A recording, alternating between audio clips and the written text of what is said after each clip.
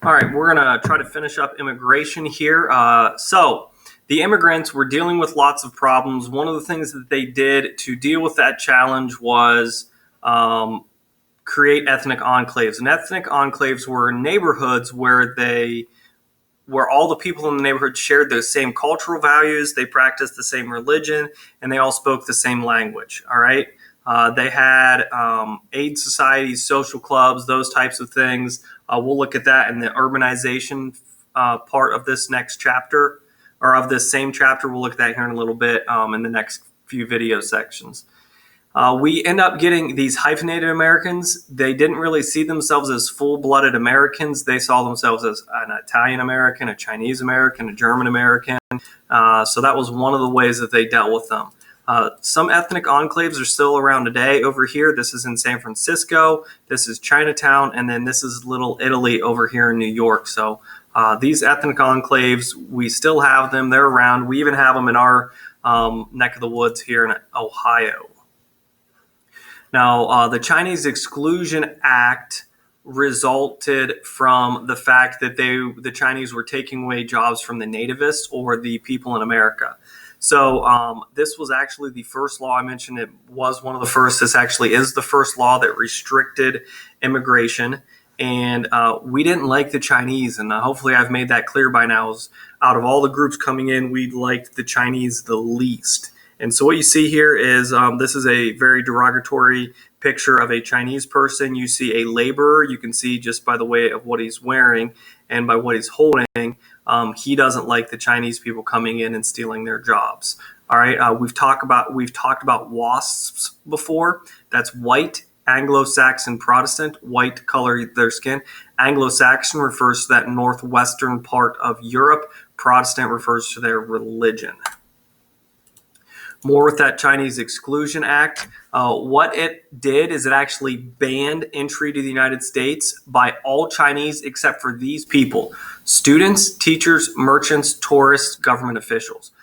So that's a much smaller group of people coming in from Asia than laborers trying to get jobs. These people here weren't coming in for factory jobs. They were coming in for other reasons. This actually went until 1943. If you remember back at one of those slides we were looking at earlier, we looked at the number of Asians didn't start growing until that last slide on the right. Remember, it was the circle graphs or the pie charts or whatever they're called, and it was red for Asia, and it started to grow later on. It was the one over here.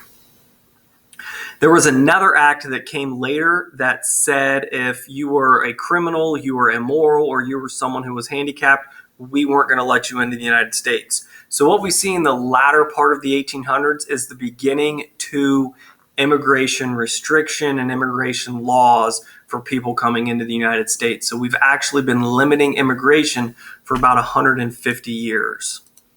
The gentleman's agreement was something that we need to talk about. We are going to talk about Plessy v. Ferguson in our next chapter a little bit more. Plessy v. Ferguson is the court case that established the idea of separate but equal, which means you can have separate facilities for people of different races as long as they're equal. The problem was separate was never equal. And again, we'll talk about that more in the next chapter. So what happened was in 1906, there was an earthquake that destroyed a lot of schools. So we, being the racist people that we are in America, forced Chinese and Japanese kids to go to school together because, hey, they're basically the same, right? That was our mindset, all right? Japanese and Chinese, they didn't like each other. So this wasn't good for any of them. So the United States basically doesn't really care. The president tries to intervene, nothing happens. So this is what we do. We tell the Japanese to basically limit immigration, and that's what the Japanese does, is they limit immigration. Remember, immigration is people leaving.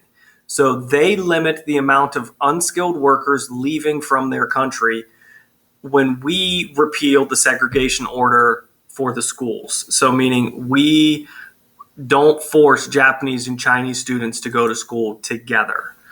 Now, immigrants are going to change America. They're actually going to help our economy. They're going to elect politicians. Their traditions are going to become part of our culture.